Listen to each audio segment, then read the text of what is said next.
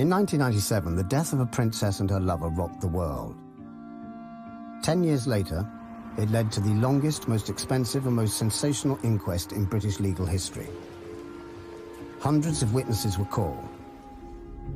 There were arguments, lies, tears and accusations, as intimate details of their private lives were dissected on the world stage. Yet before the court case had even begun, the media had already decided what the verdict should be. However, in Britain and around the world, millions of ordinary people were convinced, and after the inquest still are convinced, that the deaths of Princess Diana and Dodi Fayed were no accident. I think it's murder. Murder. It was murder. For me, I think it was a murder. Murder. In my opinion, there can be no doubt that she was actually murdered.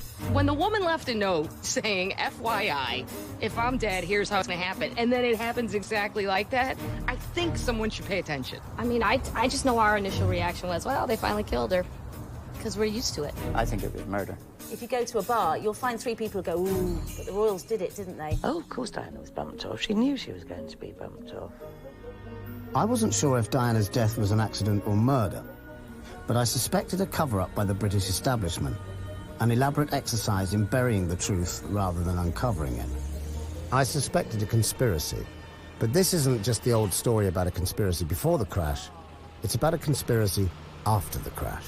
We all know that the biggest scandals are always the cover-ups. I mean, it isn't the Watergate, it's not the break-in, it's the cover-up which is the big scandal. When you have the head of the British security services calmly announcing we have never killed anybody in the last 50 years, I laughed out loud. What's the point of them then? I didn't believe it. And so if you don't believe that, where does that leave the rest of the establishment evidence? I decided to watch and wait, then tell the story that the press and TV news wouldn't tell. The result is a documentary that reveals what really happened during those 6 months in the Royal Courts of Justice. It is the inquest of the inquest. The royal family likes to present itself as part of a benign and freedom-loving tradition in films such as The King's Speech. As you will have gathered by now, this film is the antidote to The King's Speech. The inquest was held in the royal family's own court, so is it any wonder that the coroner, the royal representative in charge, decided that the key royal suspects need not even appear at the inquest to be questioned? Right from the inquest's first day, I thought, what if this woman's name had been Diana Smith, and she'd written in a note which had been subsequently unveiled, my husband Charles Smith wants me to die in a car accident. And subsequently she did.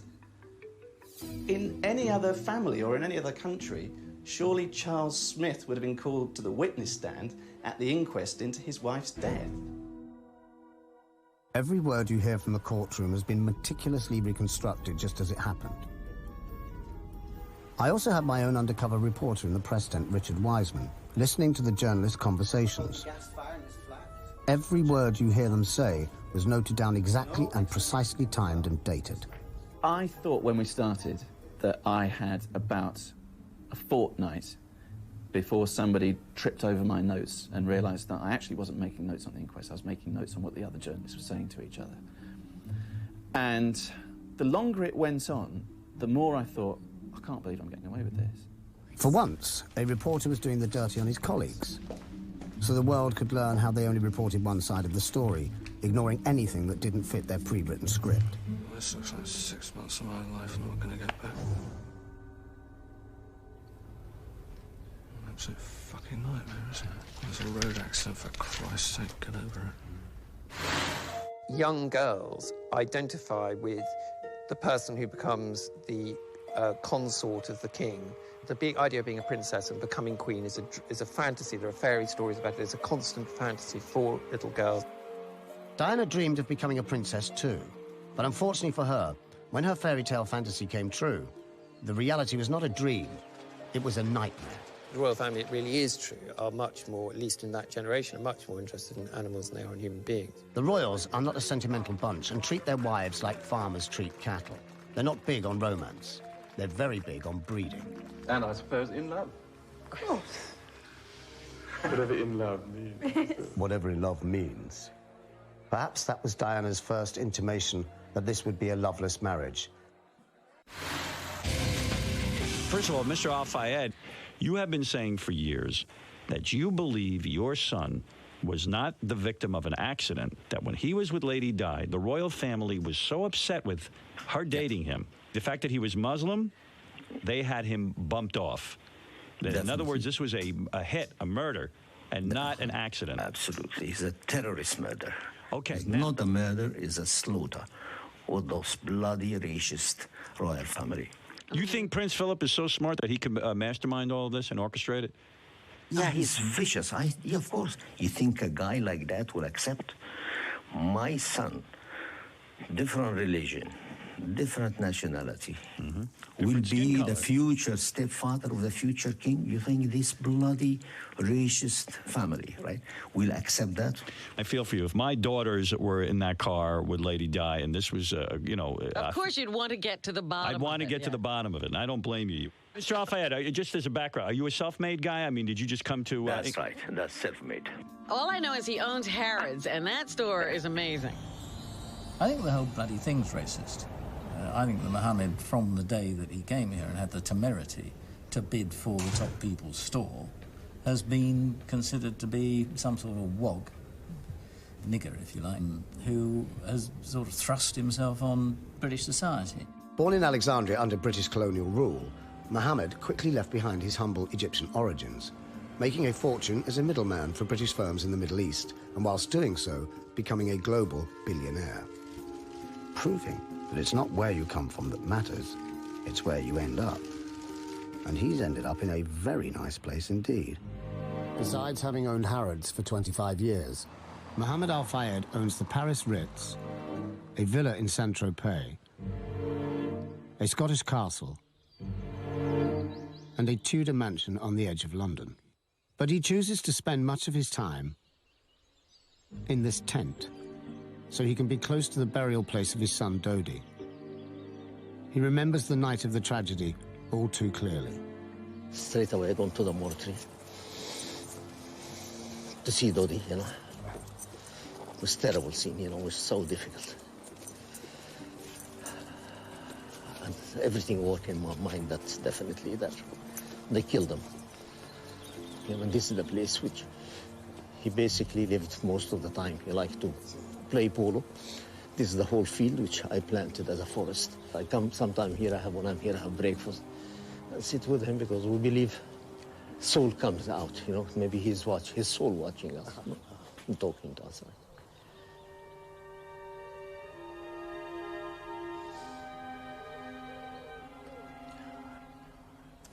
That's difficult.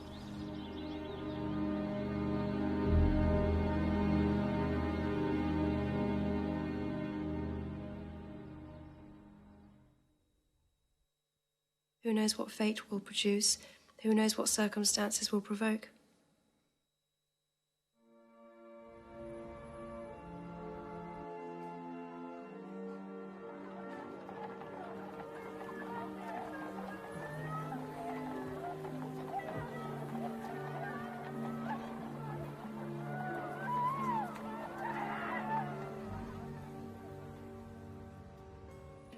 The crash happened on the 31st of August 1997, the last day of an extraordinary month for Diana.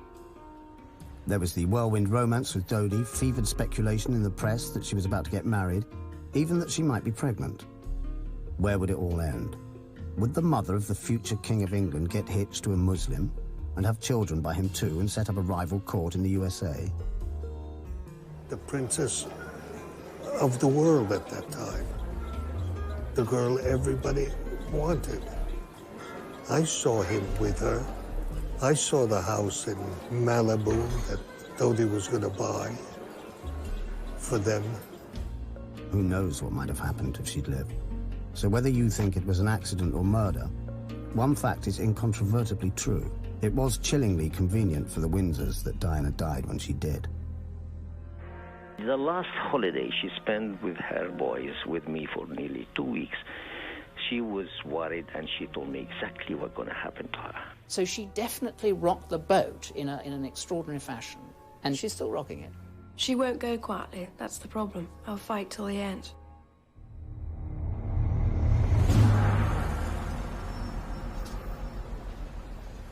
It's day one of the inquest into Diane and Dodi's deaths. Some say the cause was a drunken driver called Henri Paul. Some blame the paparazzi. Others suspect foul play, a staged crash involving a mysterious white Fiat Uno, perhaps on the orders of Prince Philip.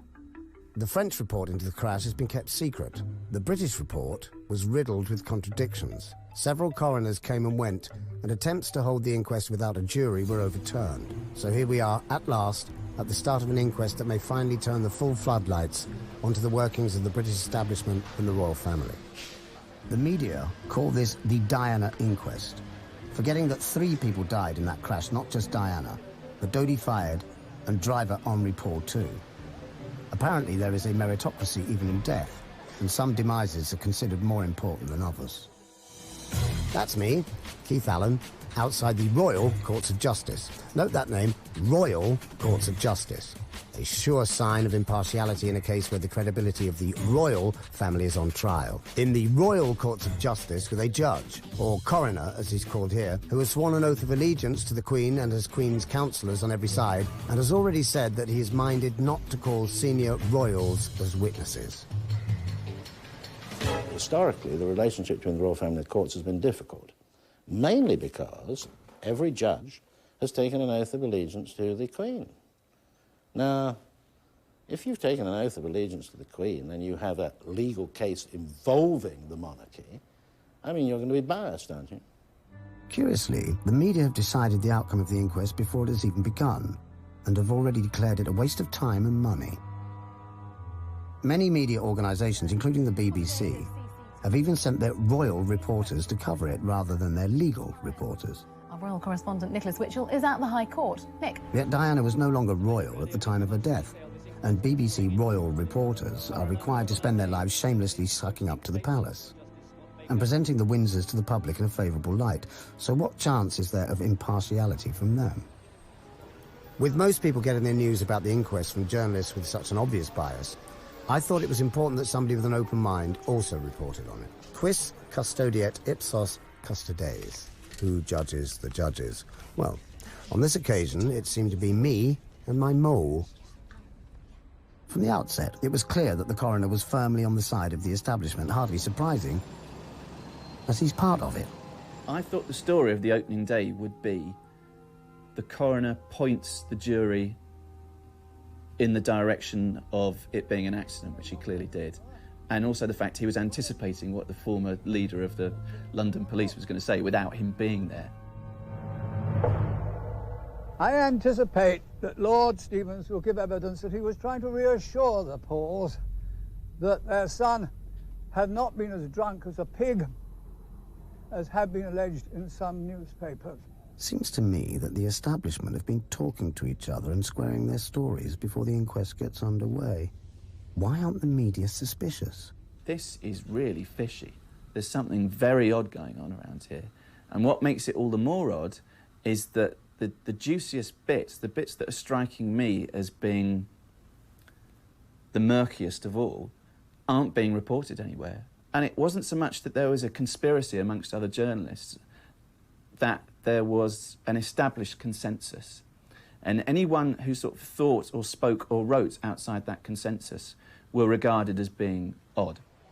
This has interesting echoes of The Merchant of Venice. Because if you go back to The Merchant of Venice, I mean, the fundamental point is about Shylock, he's different. He's Jewish in this case, but also Oriental. Despite what I remember being told at school, Shakespeare's Shylock wasn't actually a bad character at all. He was just a foreigner who wanted justice, but was swindled out of it by the Venetian establishment. You know, here's Fayed, the Oriental, going and saying, by the way, I want a fair trial. And they're saying, well, no, just a minute, you know, it's all over. I mean, don't bother about it. Don't be serious. It was an accident. You know, we didn't really mean it. No, he said, I'm coming into court. I'm going to use your judicial system against you. And, of course, he's robbed in court. When you read that, you can also read it as an essay in the way in which the establishment, the Venetian establishment, suddenly find themselves confronted by an outsider who's demanding his rights. He's saying, all I want is justice. Can I have justice, please? You set up all this judicial system. I'd like it, please. And they want to really say, well, it's not for you, you bastard. The point of the inquest is to investigate the suspicious circumstances surrounding the crash. But will it answer these questions? Was it pure coincidence that Diana told many people she would be deliberately killed in a car crash? Why did the CCTV cameras along the route apparently not record anything? Were driver Henri Paul's blood samples tampered with to make him appear wildly drunk, even though he seemed to be sober? Why were Diana's phone calls being bugged by the American Secret Services? And who was driving the white Fiat Uno that may have caused the crash? Poor Diana. All the royals wanted was a brood mare crossed with a clothes horse. The establishment didn't want the idea of a future King of England having a Muslim half-brother or sister. There's only one conspiracy theory, as far as I'm concerned, to do with the death of Diana, and that is a conspiracy that's grown up that it was an accident. Before a single witness had been called. I think the remaining thing that needs to be done is the jury bailiffs need to be sworn for the journey to Paris. See you in Paris. This is where the jury will gather to retrace Diana and Dodi's final journey. We'll have to be careful not to film the jury, because we could be sent to prison for contempt if we show their faces, even though anyone who bothers to come here can see perfectly well who they are.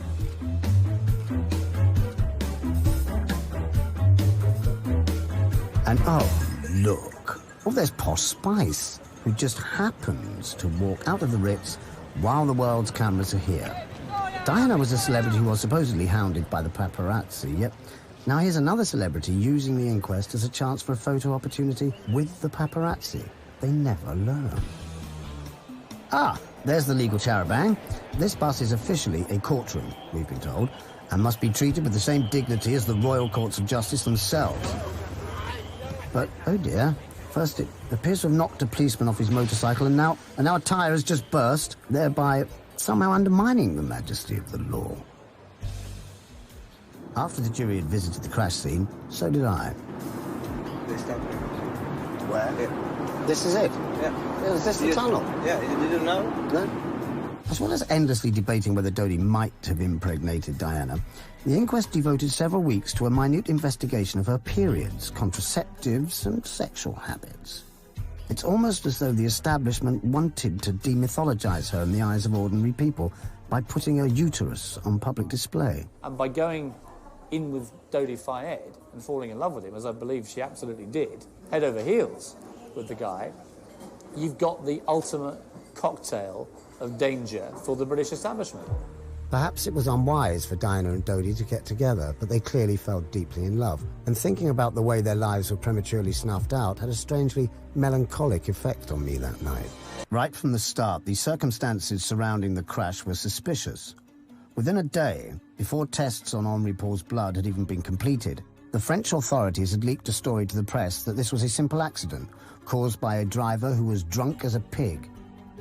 Although the only alcohol he seems to have consumed that night was 2 Ricards, less than 1/4 of the amount the French authorities claimed he'd drunk. He certainly seemed sober minutes before he drove the Mercedes, and within hours of the crash, French police had allowed a road-sweeping van to wash away all the evidence. What a coincidence. That's exactly what the Pakistan police did in 2007, when they immediately hosed down the place where Benazir Bhutto was assassinated. It's so much easier to claim that a death was just an accident if the evidence has been washed away. It's like my electrician. I was at home last week when he arrived, told him what I was doing, and he immediately turned round and said, "Oh yeah, but MI5 did that, didn't they?" And the trouble is, intelligent people believe this shit and get carried away with it. I mean, people do love a conspiracy theory, don't they? Yep. Ah, the gentleman of the press. This is the only way most people get to know what's going on at the inquest, and there's no doubt that almost all of the media had already reached their verdict long before the inquest started. Yet most of the hacks covering it didn't understand the detailed evidence they were hearing, and had no idea of how the establishment was manipulating events behind the scenes and deciding what could and could not be said. The coroner even prevented the jury from knowing about the state of the relationship between Philip and Diana. The prince's letters were redacted, as the court called it, or censored into incomprehensibility, as the rest of us call it. When a close friend of Diana's wanted to tell the inquest about deeply hostile letters that the prince had written to Diana not long before her death, she was forbidden to do so. Initially, I had great hopes for the inquest until I got the gagging order on me. Somebody came in and said, oh, you're not allowed to mention the content of the Prince Philip letters. And in effect, it's like having gagging orders slapped on me. The first one was making aspersions on her moral character. It was doubting her faithfulness to Charles before Harry was born. And you just wonder how many people have been paid off in this whole charade. It's not fully transparent. If I've had a gagging order, other people have had a gagging order. Why weren't the press more suspicious? Well, journalists have to answer to their editors, who answer to their proprietors, who all want knighthoods. The upshot being that most journalists are instinctively pro-establishment and are unwilling to accept that the official story about Diana's death just does not make sense. Well, it's difficult to get a man to understand something when his salary depends on him not understanding it. The most daunting aspect was the media attention. And I seemed to be on the front of a newspaper every single day. And the higher the media puts you, place you, is the bigger the drop. Just after midnight on the 31st of August 1997, Diana and Dodi left the Paris Ritz in a Mercedes driven by Henri Paul. Diana sat in the rear right seat. She habitually wore a seatbelt. But on this occasion, she did not put it on. When the car was subsequently examined by a crash expert on behalf of the Metropolitan Police, the rear right seatbelt was found to be defective. Had it been tampered with? Was this why Diana was not wearing a seatbelt that night? And why was the inquest not told about this? Some of the paparazzi outside the hotel set off in pursuit, but their scooters and motorcycles were unable to keep up with a much more powerful car. Police evidence given at the inquest confirmed that by the time the Mercedes entered the Armour Tunnel, all the pursuing paparazzi had been left far behind. Yet eyewitnesses saw several motorcycles and a white Fiat Uno surrounding the Mercedes and blocking its progress as it entered the tunnel. There was a very bright flash. Then the white Fiat Uno collided with the Mercedes, which lost control and crashed headfirst into a concrete pillar. All the other vehicles have never been identified. And they've certainly been excluded as being paparazzi because there was a very close analysis done of all the known paparazzi who were on duty that night, and they could all be accounted for. So, who was riding those motorcycles? Who was driving the white Fiat Uno? Witnesses saw the Mercedes being closely pursued and surrounded by several motorcycles as it drove into the Armour Tunnel. Now, the jury in their verdict found that following vehicles were guilty of manslaughter. The media read following vehicles and translated into paparazzi. Now, the jury never said that. So the question is, who owned or who was driving the other vehicles, either motorcycle or car? The jury decided that these unidentified drivers had committed a criminal act. So why are neither the French nor British police trying to trace these killers? Do MI6 kill people? Are they allowed to? Sir Richard Dearlove said he was unaware of MI6 ever having assassinated anyone. When you have the head of the British security services calmly announcing we have never killed anybody in the last 50 years, I laughed out loud. What's the point of them then? You know, we've all been to James Bond movies, thanks. We know the security services do a lot of dark stuff. So the idea that we're supposed to believe that in 50 years the British secret agents have never actually killed anyone, I didn't believe it.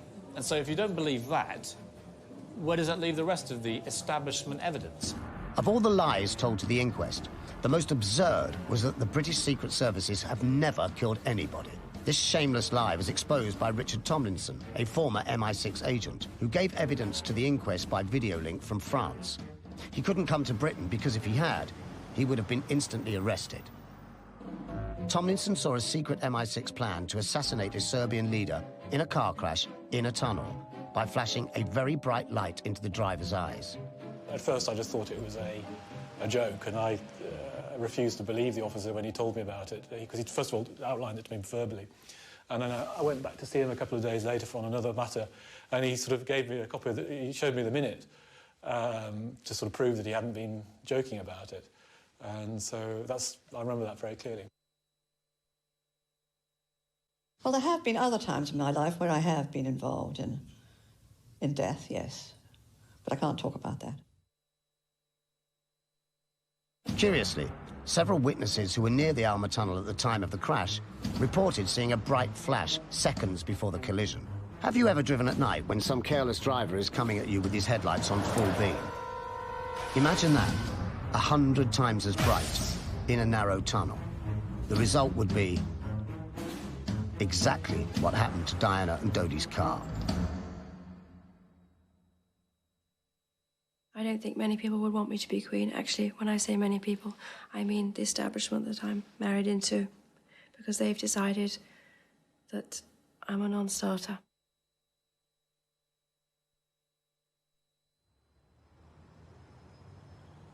The question that haunts me is around the time of the crash, that she wasn't taken more rapidly to a hospital. There was a sort of time period that wasn't properly explained about her treatment on the ground. The crash occurred at 12:23 a.m. Dodi and Henri Paul died instantly. The bodyguard, Trevor Rees, was seriously injured. Diana was injured, but was conscious and alert. And had she received prompt hospital treatment, she could well have survived, but she didn't. Instead, an ambulance containing Dr. Jean-Marc Martineau arrived at the scene. Although other ambulances were also present, he took sole charge of the princess and made a series of bizarre and disturbing decisions that sealed her fate. It took an astonishing 37 minutes after the crash for Dr. Martineau to remove the still conscious Diana from the Mercedes and put her in his ambulance. Odd, because the back of the car was undamaged. It took an extraordinary 81 minutes after the crash before the ambulance even set off for the nearby hospital. Oddly, it made no radio contact with Ambulance HQ throughout the journey. It took an inexplicable 1 hour and 43 minutes after the crash before the ambulance arrived at the nearby hospital, having travelled there at a snail's pace on empty roads. By then, Diana's life was ebbing away. At the inquest, experts agreed that her life could have been saved had it not been for the suspiciously slow and furtive actions of Dr. Martineau and his crew, the other members of which have never been officially identified or interviewed. There is no dispute that at about 12:26, the emergency services in Paris were notified that there had been a serious car crash. There were 2 dead, 2 seriously injured. So all it needed at 12:35, if I may say so through you, was one call saying, look, I think we may have a real problem here. Please be at the ready. That is precisely the conclusion that we would have put in our report.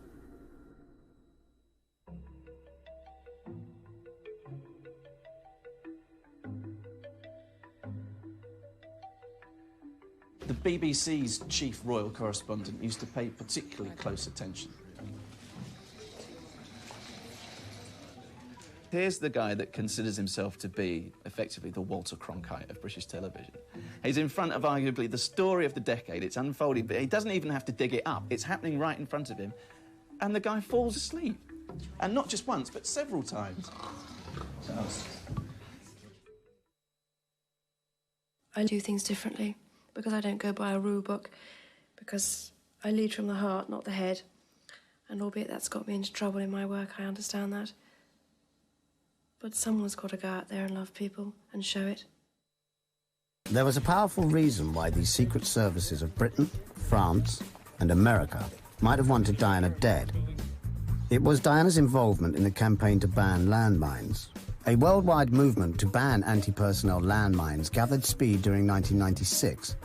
To everyone's surprise, even the world's most powerful politician was sympathetic to the ban. To end this carnage, the United States will seek a worldwide agreement as soon as possible to end the use of all anti-personnel landmines. Diana, Princess of Wales, took up the cause with a vengeance. In January 1997, she visited Angola, resulting in the greatest photo opportunity that the landmine campaign had ever had. One down. One down. 17 million One to go. Firing. Her involvement caused huge anger amongst governments. In Britain, Government Defence Minister Earl Howe denounced her. 2 newspapers this morning quoting unnamed minister described as a loose cannon. Simone Simmons was with Diana in February 1997 when a government defence minister made a threatening phone call warning the princess to end her involvement with the campaign, otherwise accidents could happen. The phone went in her little lounge and she picked it up and then called me over, and there was a voice that was in the middle of conversation saying, "Don't meddle in things you know nothing about. Accidents can happen." She went a bit pale. She took it as a threat, and she said that was Nicholas Soames. I don't know his voice, but it was very, very plummy. And she actually used a derogatory term. She said, "Doesn't he sound like he's talking with a cock in his mouth?" Days before she died, Diana made another visit to landmine victims, this time in Bosnia. Again, there was global press coverage, which made her even more of an enemy to many powerful forces in the armaments industry. Diana was certain that her phones were being tapped by the British Secret Services.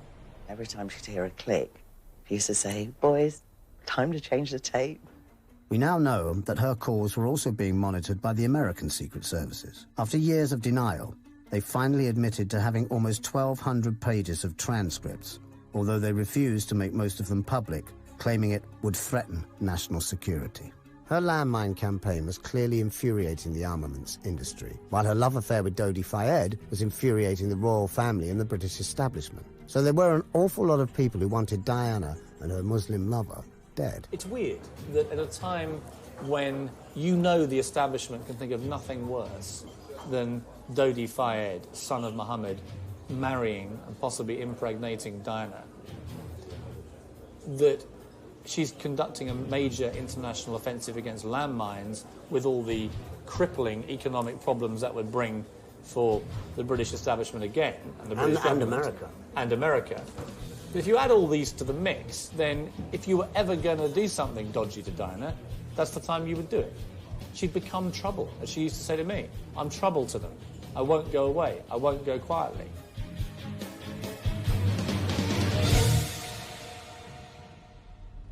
Presidents have been killed for less.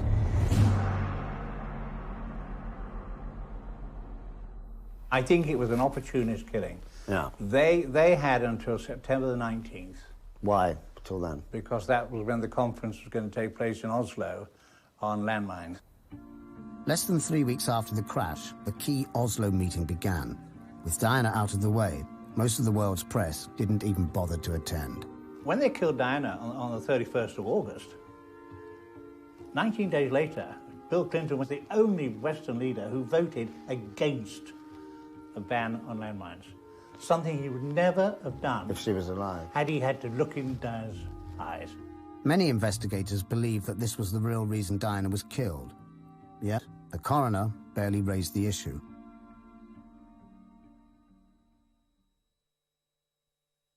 Knowledge is power. In the years before Princess Diana was killed, she told many people that the British establishment was planning to eliminate her. Oh, of course Diana was bumped off. She knew she was going to be bumped off. She always said she's not going to make old bones. Diana had left a note saying that she thought that somebody was going to kill her and that it would be in a car accident. Diana asked her lawyer, told him that she had from a very confidential source in the palace, Prince Philip, planning to get rid of her in a car accident. She wrote this letter to her butler, Paul Burrell, telling him that the royal family were planning her death. Diana said the same thing to her lawyer, Lord Mishcon, who made a note of a prediction. This old British establishment lawyer realised that the note could have devastating consequences for the royal family. So 3 weeks after her death, he handed it to Britain's chief policeman, Lord Condon. The police chief also realised its significance, so he concealed it and kept it secret for 3 years. The first question, and you've agreed, is there a legal obligation to hand over potentially relevant material? There's an unequivocal answer to that, which is yes. Agree? Yes, I do. That was Britain's top policeman admitting that he broke the law by concealing this devastating evidence. Right. Well, I'm going to make it very plain to you, Lord Condon, that the reason why potentially relevant material was not handed over to the coroner is because you were sitting on it, knowing that something had gone wrong in Paris linked to the activities of British state agencies. You are suggesting, are you, that Lord Condon was part of a criminal conspiracy? Well, I'm suggesting, yes, that he's part of an agreement. That is one of the most serious allegations that could ever be made of someone in my position, and I unequivocally, totally refute it as a blatant lie. If, in September 1997, this information had gone public, nobody would have spoken anymore about the paparazzi, about Henry Paul. The only thing the whole world would have focused on would have been Diana's fears, Diana's predictions on how she would be killed by the British establishment. In 1995, Diana summarized her fears in a phone call to a producer of this film. If you're a strong woman in my environment, you're a problem. So I'm a hell of a problem. I don't have time, an awful lot of time for hobbies, but keeping alive, one of them. Keeping alive, keeping alive, keeping alive, keeping alive. Sadly, she signally failed in this quest. Lord Condon wasn't the only senior policeman to hide the lawyer's note. Lord Stevens, his successor as police chief, concealed it for a further 3 years. Both men broke the law. Both men were made lords by the Queen. I'd like to be a queen of people's hearts, in people's hearts. But I don't see myself being queen of this country.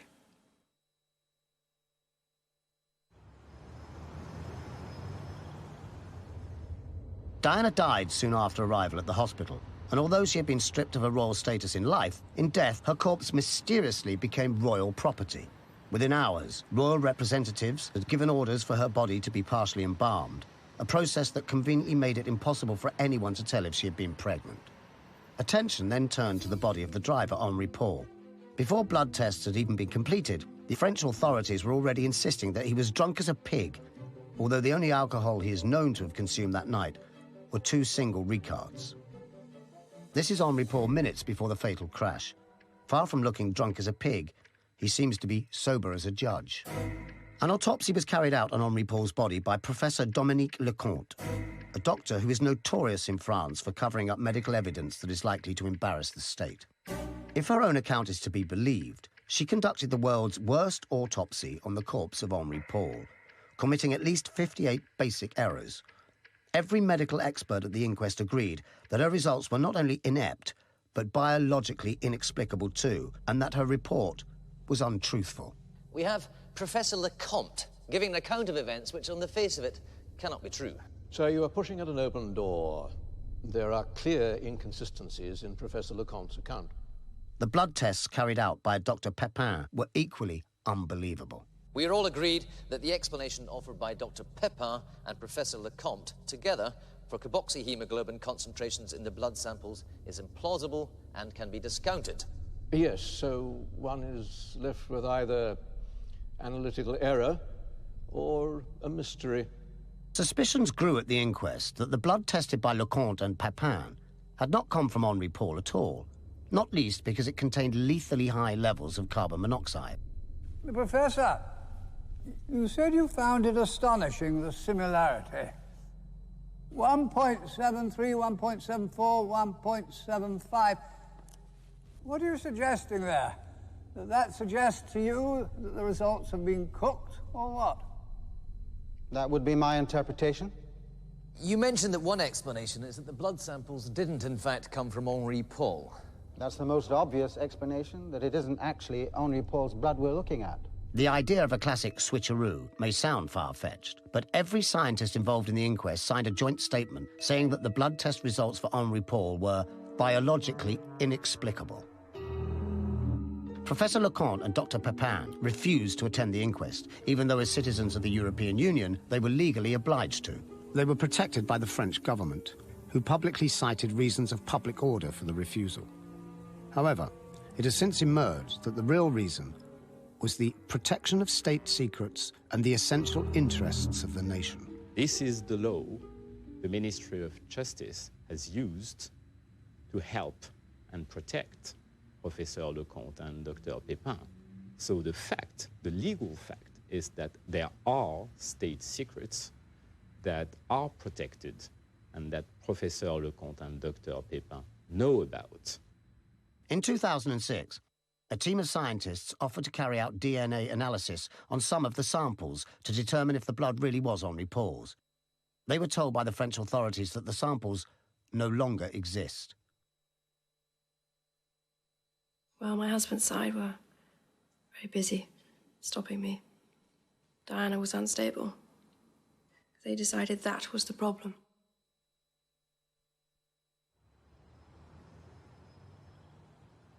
The inquest spent weeks examining Diana's love life in minute detail and considering whether she was pregnant when she died. But why? Whether Diana was pregnant or not, or whether she was actually going to marry Dodi Fayed or not, is not important. It's whether the establishment believed she was pregnant or believed she was going to marry Dodi. That's important. And there's no doubt at that moment the majority of them did believe both those things.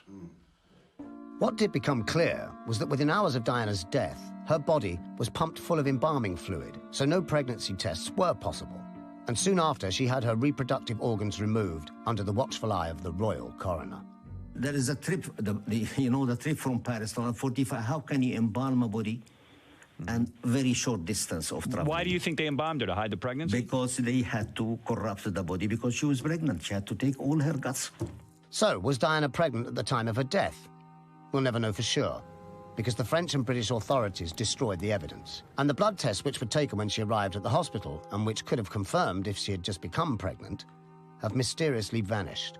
But ask yourself this: would the British establishment have allowed Muslim blood to enter the royal lineage? And how far would they be prepared to go to stop it happening? Deep down, we see them now as an establishment that are capable of murder, which is quite serious.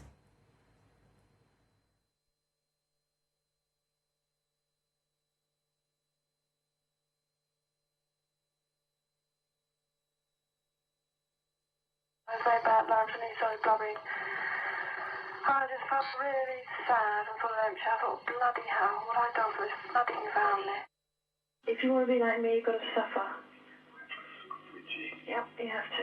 And then you get what you... Get what you want? No, get what you deserve, perhaps.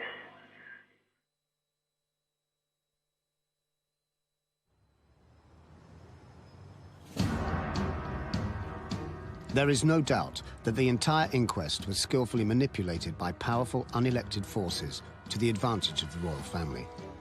This could only happen because Britain is, in essence, a monarchy, not a democracy. Much of Britain still operates on a system of unelected power. And at its centre are the Windsors, the old aristocracy, and their vast wealth. Just as in medieval times, the royal family live a life of unfettered privilege, with British taxpayers funding their lavish existence. I mean, where do we get off on this argument? Only one family, and by the way, a highly unrepresentative family, has the right to a seat to the head of stateship of our country. Now, I think that is a fundamentally flawed argument, and I don't know how it can be used in the modern world. The idea of a hereditary ruler is as absurd as the idea of a hereditary mathematician. Officially, the royal family cost British taxpayers £40 million a year, but that's just the tip of a very large iceberg. The royal palaces are maintained by the taxpayer, even private ones, such as Balmoral. Windsor Castle is theirs too, except, of course, when it burnt down, when the bill for rebuilding it also fell on the public purse. Their wealth includes the vast royal art collection, which is worth billions of pounds and belongs to the British people, yet the people aren't allowed to see it. In return, the royal family refused to obey many British laws, such as the 1968 Race Relations Act. As can be seen from this footage, there are very few non-whites in the royal household. Indeed, it is ironic that the ritual ceremony we are now watching is called Trooping the Colour, because as you can observe, there's barely a non-white face to be seen. The royal family are notorious for their racism.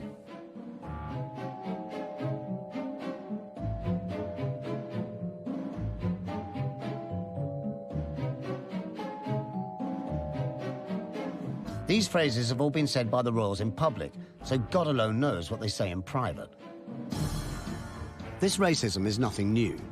There was a close relationship between the British royal family and the Nazis during the 1930s, details of which remain a closely guarded secret. Were you surprised when you started to find out about, specifically, the relationship with high-ranking Nazis? I mean, Philip's especially. I was very surprised when I found out about Philip's sisters and their connection to Hitler. The fact that the Queen Mother and her husband were inclined more towards Hitler in the beginning. So why does Britain still tolerate its racist royal family? The only serious argument that defenders of the monarchy can muster nowadays is that the royals are good for tourism, and even that is suspect. They're not good for tourism. That's what they say. Whenever someone says that, I always think, right, so countries that don't have a royal family then, like Ireland or France or America, no tourists ever go there then. Because tourists would go to the top of the Eiffel Tower, look out and go, oh, I don't know, it's not a bad view, but the lack of a monarch spoils it somehow. Despite presenting itself as a charming and picturesque relic of the past, the royal family retains a ruthless grip on power in 21st century Britain. It presides over a corrupt and corrosive honours system that keeps tens of thousands of public officials in permanent obedience to the monarchy, all hoping for a knighthood or an OBE in return for a lifetime's loyal service. These are the people who operate Britain's system of government: judges, coroners, civil servants, police chiefs, permanent private secretaries, members of the secret services, and privy councillors. When I became a cabinet minister, I was made a privy councillor. You swear that you will protect the Queen from all foreign prelates, potentates and powers, and you will report on colleagues if they're disloyal and so on. And they read it to me, and I said at the end, I didn't agree. And they said, you don't have to agree. So I said, what do you mean? They said, we've administered the oath. Now, that phrase, the administration of oaths, which people would have heard, means you're injected with the oath. I've been injected with an oath. The royals don't only use honours and oaths of allegiance to preserve their power. They use intimidation too, as Diana found to her cost. They demand absolute secrecy and loyalty from their subjects, and they stifle dissent. I think of the establishment, our establishment, as a kind of a legal mafia, whose watchword really is the watchword of the real mafia: omerta, silence. That's why many people regard them as gangsters. Gangsters in tiaras. And given Prince Philip's Nazi background, is it really so unthinkable that those at the top of the present-day British establishment might go to any lengths to rid themselves of a turbulent princess? Well, anything good I ever did, nobody ever said a thing, never said well done or was it okay. But if I tripped up, which invariably I did, because I was new at the game, a ton of bricks came down on me. Still, successful producer, Dodi, wasn't he? I mean, what did he ever produce? Fuck all. That's what he produced. Fuck all. He produced his inquest by dying, you know? Successfully getting himself killed. It's just the typical rich man's son, you know? Talentless son of a rich father, then pisses all his dad's money out the wall. You think of that stereotype? And that's Dodi. The media called this the Diana inquest, forgetting that it was also an inquest into the death of Dodi Fayed. In life, Dodi was described by the Duke of Edinburgh as an oily bedhopper. In death, he was dismissed by the press as a worthless playboy. But the inquest revealed these descriptions to be wholly untrue. He loved to make movies. He liked that ability to make movies. That was his chosen profession. The other good thing that came out of the inquest, why it was successful, is that it cleared Dodi's name. The evidence was overwhelming about the kind of guy he was. Not a playboy, actually. Straightforward, really caring, sensitive, funny man, and not a shit. He was smart, Dodi. He understood everything about his father's profession and his profession. He told me on so many occasions, I want to run a studio. I want to have a studio of my own. Dodi first showed his cinematic talent in 1981 as executive producer of the Oscar-winning film Chariots of Fire. But Chariots of Fire, think of any British movie, have 4 Oscars in the same time. So it's ostensibly a film about a Jew taking on the establishment. That's right. I mean, the racism, you know, again. And this was unbelievable way of thinking that he had the idea.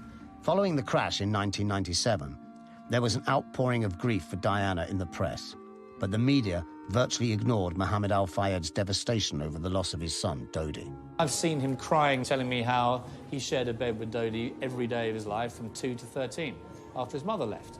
When you hear things like that, you know how close they were.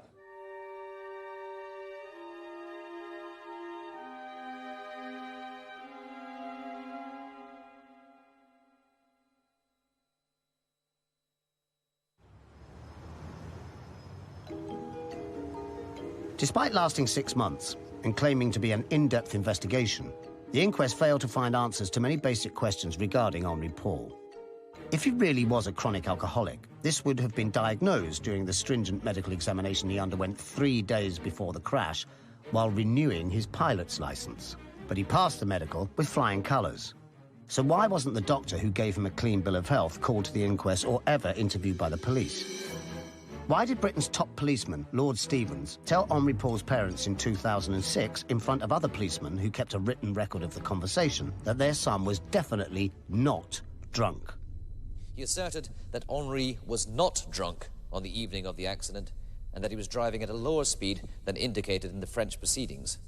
That is totally what Mr. Stevens told us. Yet 6 weeks later, Lord Stevens published a report claiming that Henri Paul was drunk. So, who was lying, Lord Stevens or Lord Stevens? After the crash, the police searched Henri Paul's apartment twice. 2 searches were made of Henri Paul's home by the French police. More alcohol was recorded as discovered on the 2nd search than on the 1st. The first time, all the police found was an unopened bottle of champagne and a quarter bottle of martini, which hardly supports the claim that he was an alcoholic. So the police returned a few days later. And, would you believe it, this time they claimed to have found enough alcohol to stock an entire bar. Beer, wine, Ricard, bourbon, vodka, port, champagne, cassis, Pinot... There is no obvious explanation for this.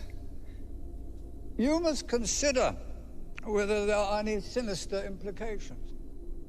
Some might say that, on the contrary, there is a very obvious explanation, and that its implications are very sinister indeed. The inquest heard undisputed evidence of Henri Paul's links to the French Secret Services, the Direction de la Surveillance du Territoire, and to Britain's MI6. I just remember reading his file and thinking it was interesting that, first of all, they had a Frenchman working for MI6, because it's actually quite rare to find someone who is French who prepared to work for MI6, because they quite often don't. And secondly, because I'm a pilot myself, I remember this particular person having an interest in flying. So why did the coroner tell the jury in his summing up that Henri Paul had no links to the security services? Henri Paul's bank accounts show he received a total of 350,000 French francs of unexplained income during the final months of his life, mostly from cheques. Why didn't the inquest establish who had written those cheques, or examine the transactions made on Henri Paul's 5 credit cards, or allow the jury to see his mobile phone records? Why did Henri Paul go missing from the hotel for 7 minutes at 10:36? Was he meeting an accomplice in the Place Vendôme? What about the gesture that Henri Paul made outside the Ritz moments before driving off in the Mercedes? Was it a signal to an accomplice? If the inquest had failed to answer 1 or 2 of these simple questions, you might put it down to incompetence. But its failure even to ask many of them can only have happened because the authorities already knew the answers and wanted to keep them hidden. Henri Paul was not drunk and was working for the Secret Services on the night that he died. Day 68. The only senior representative of the royal household to appear at the inquest was Sir Robert Fellows, the Queen's private secretary. On day 68, while under oath, he had the following interchange with Michael Mansfield.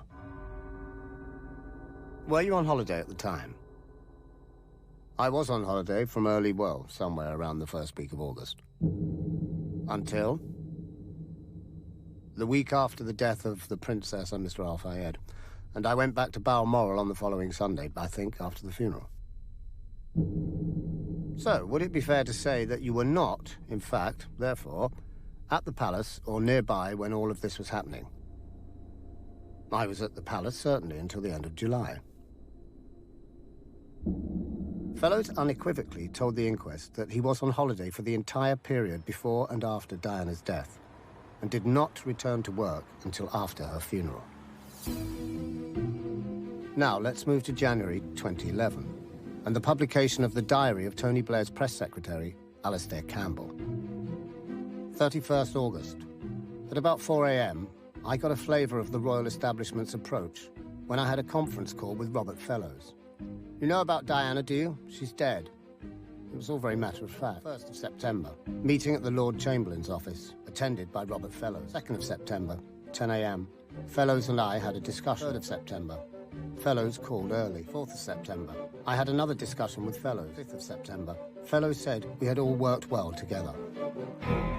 Far from being on holiday, as he had claimed under oath, Fellows was at the very centre of Diana's funeral arrangements, overseeing her burial throughout the week. Fellows was the man that Diana had described to friends as one of the 3 names that I fear. He hates me. He will do anything to get me out of the royals. So Robert Fellows was made a lord in 1998.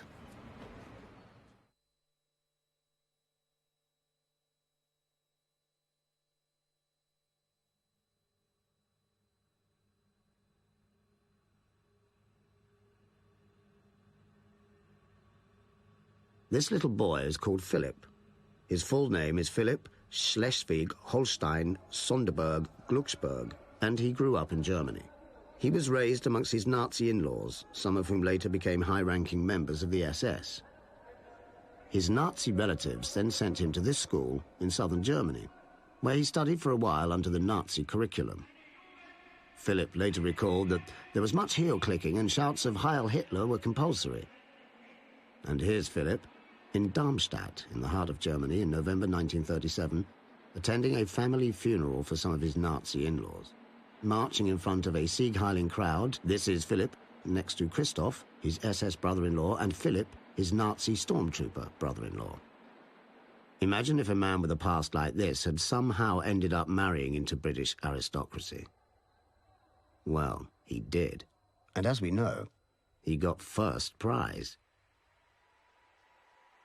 He became the Duke of Edinburgh, also known as Prince Philip, after marrying Princess Elizabeth, the future Queen of England.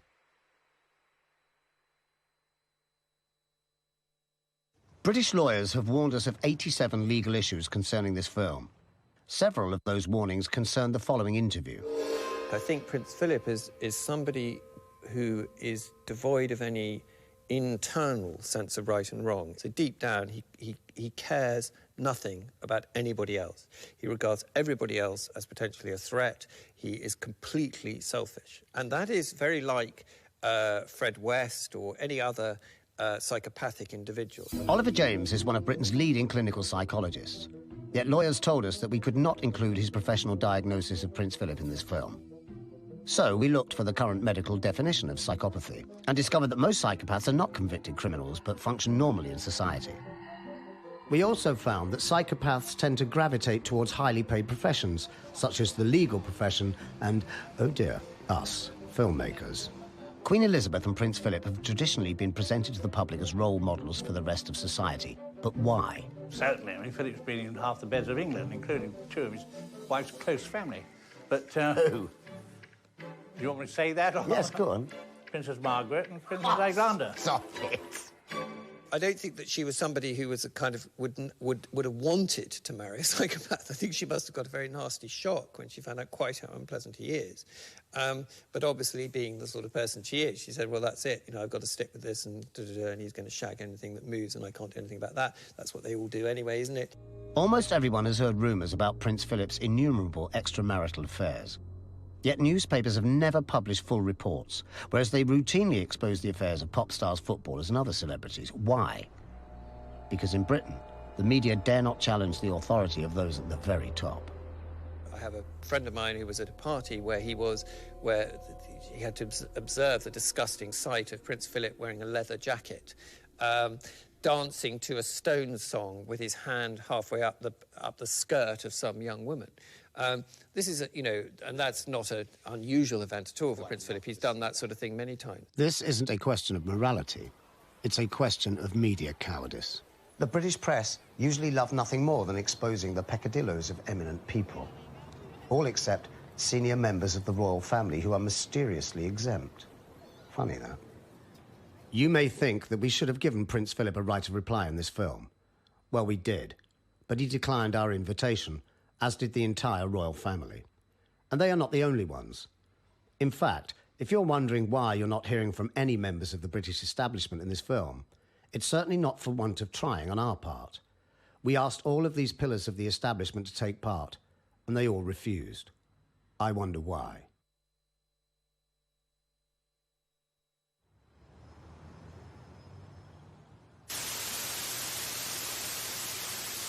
What you are seeing is what the CCTV camera at the entrance to the Armour Tunnel was recording at the time of the crash. Nothing. Because it was switched off, even though it was usually switched on 24 hours a day. Was that just another coincidence? Or something more sinister? Well, you do ask a good question. You say, how is it that every single traffic camera in that tunnel was switched off or not working? Even though no cameras recorded the crash, it is beyond doubt that a white Fiat Uno collided with Dodi and Diana's car in the tunnel and contributed to their deaths. The French police tried to deny its existence at first, but too many eyewitnesses saw it, and paintwork from a white Fiat Uno was found on the Mercedes, where the two cars had collided. So, who was driving it?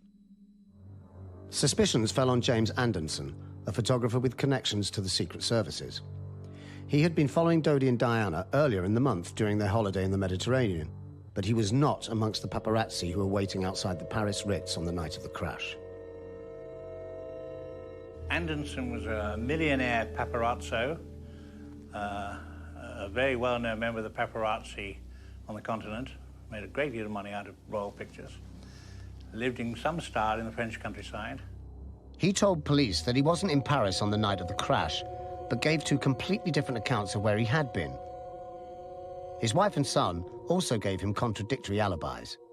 Privately, he told friends that he had been there in the tunnel in Paris that night. Crucially, Anderson owned a white Fiat Uno. It was said of this Fiat Uno that it was up on chocks and didn't work. Well, that appears to be untrue, too. It was driven many hundreds of miles around the French countryside.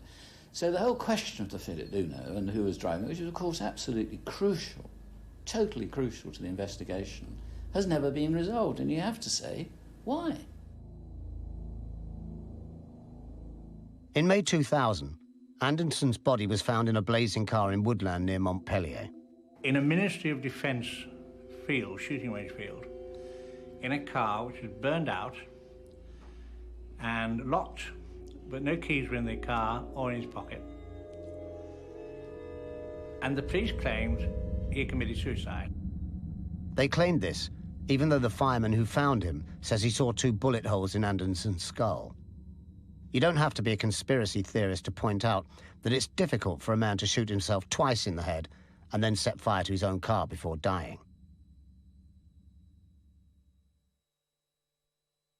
I would like a monarchy that has more contact with its people.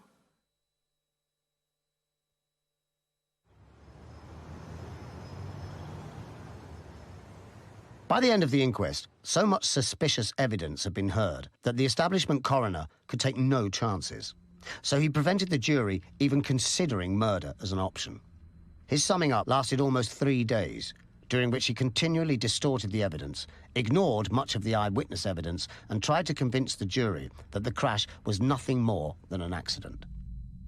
At the start, I told you it was not necessary to solve every subplot in the story. There are certain matters relating to Henri Paul that simply cannot be resolved with any clarity. You've not heard in person from Professor Lecomte, Dr. Pepin and others concerned with the analysis of Henri Paul's samples. In common with most road traffic accidents, this collision did not appear to have a single cause. The relationship between Diana and Dodi had reached the point where it could no longer be tolerated. The conspiracy theory had to be minutely examined, and shown to be without any substance. Will you please now retire to consider your verdicts?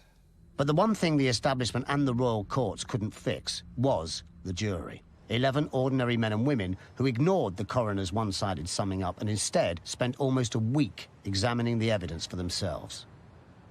Richard Wiseman, diary entry. It's day 93 and we're still waiting for the verdict. Nobody around me can understand why the jury are taking so long.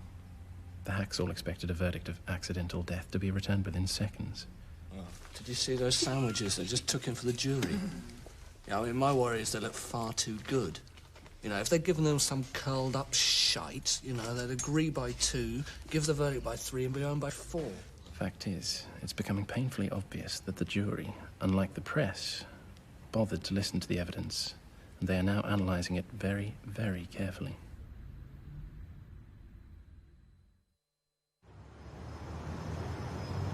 A year after the inquest into the deaths of Princess Diana and Dodi Fayed, we asked a cross-section of ordinary people what the jury's verdict was.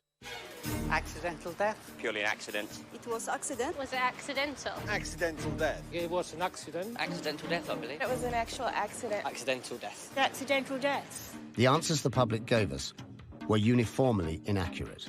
They said the paparazzi, didn't they? The paparazzi chasing her? I think, yes. It was for the paparazzi. Around the world, people have been massively misled by the British media into believing that the deaths were an accident caused by the paparazzi. But in reality, the jury did not blame the paparazzi, and they decided that the crash was not a mere accident, but something much more serious. In the end, the jury delivered the most powerful verdict that the coroner had left open to them. Unlawful killing is defined in law as homicide or manslaughter, and the jury blamed the following vehicles, not the paparazzi. What is also interesting, overlooked, I think, almost totally by the media and commentators, was the wording of the verdict. Well, the detail of this verdict was such that it was an unlawful killing contributed to by, and one of the factors was, following vehicles, not the paparazzi. No. Initially, journalists were confused, but within minutes, the BBC was reporting that the jury had blamed the paparazzi, and the rest of the media followed the example of the British establishment's impartial broadcaster. Soon, the verdict had been spun by the media into an accident caused by the paparazzi. And so, a lie got halfway around the world while the truth was still putting its boots on. The altered verdict was still on the BBC's news website at the time of making this documentary. Whether it was a case that the commentators in the end wanted it to be the paparazzi, and so immediately assumed that, and hadn't, and often some of them didn't really follow it on a daily basis. They might read in the odd transcript, and certainly a change of that kind, which was very important because following vehicles was a much bigger category than just paparazzi because of the reasons I've just given. That nobody either wanted to understand what that meant, or if they did, weren't prepared to include it in their commentaries. The media declared that Mohammed Al-Fayed had been defeated. But in reality, the jury's verdict supported what he'd been saying all along. Diana and Dodi were unlawfully killed. 2011, and the British media, after seriously misreporting the verdict, refuse even to discuss what the verdict really means. Their deafening silence speaks volumes about the deeply troubling outcome. There was a feeling of openness about it, and yet at the end of it, I have to say, even as a supposedly educated scientific person, I would still say I don't feel at all confident that it got to the bottom of it. People will still go on thinking there is something happening here because they know the British establishment, they know their capacity for cover-ups. The newspapers in this country really don't want to upset the very top. The most bizarre thing is that normal people in this country who don't necessarily enjoy conspiracy theories, if you go to a bar, you'll find 3 people who go, ooh, but the royals did it, didn't they? I think most of the British public still believe it was dodgy. I believe Mohammed Al-Fayed will always believe it's dodgy. I believe the establishment want it all to just go away for whatever reason, and I don't know the answers to these questions. All I know is that the inquest has probably raised more questions then in the end it answered, and it answered a lot of questions. I would still say it was fantastically convenient for the monarchy that this woman died. Just think what she might be saying now if she hadn't died. Think what a problem it would have created for Camilla. Think of, it would have created serious constitutional problems. Even she was perfectly capable of being somebody who started a movement to end the monarchy. The full facts about the Alma Tunnel crash may never be known, but we do know this for certain. Dodi and Diana were the victims of an unlawful killing, and various parts of the establishment, with their unerring instinct for mutual self-preservation, then seemed to have rallied around to cover it up. They covered for each other and suppressed uncomfortable facts, and they think that they have got away with it. The British establishment think that they have got away with murder. But then what's new? They've been getting away with murder for centuries.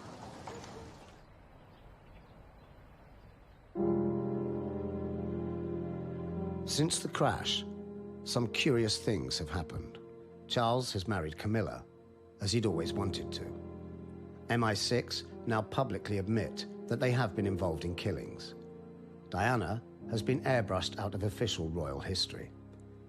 No action has been taken against the police chiefs who suppressed Diana's sworn statement predicting that the royal family would kill her in a car crash. Instead, they both now sit in the House of Lords. Mohammed Al Fayed was ordered by Prince Philip to take down the royal warrants that had hung for decades outside Harrods. And shortly before selling the store in 2010, and more in sorrow than in anger, he symbolically burned them in sight of his son's grave. I am destroying this royal crest as a tribute to my son, Dodi. I feel that he is looking down on this today. There was a clear verdict of unlawful killing. So why has nobody been arrested? What is at the core of all this is racism.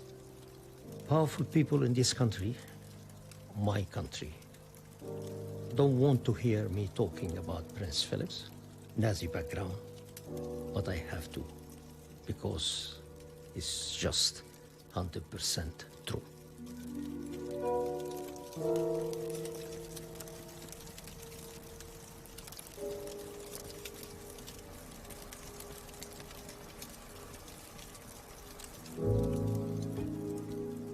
They wouldn't accept me or my son. And when he fell in love with Diana, they murdered them. Despite obtaining a verdict that vindicates his years of struggle, Mohammed Al Fayed fights on. Still grieving for his son, he has opted for truth rather than happiness. Legal action is continuing in France against the police chiefs who suppressed vital evidence, and the establishment cover-up is being steadily exposed day by day. Truth will out. And as more and more people come to understand what the damning inquest verdict really means, we may soon witness what the British establishment fears most: the end of the monarchy.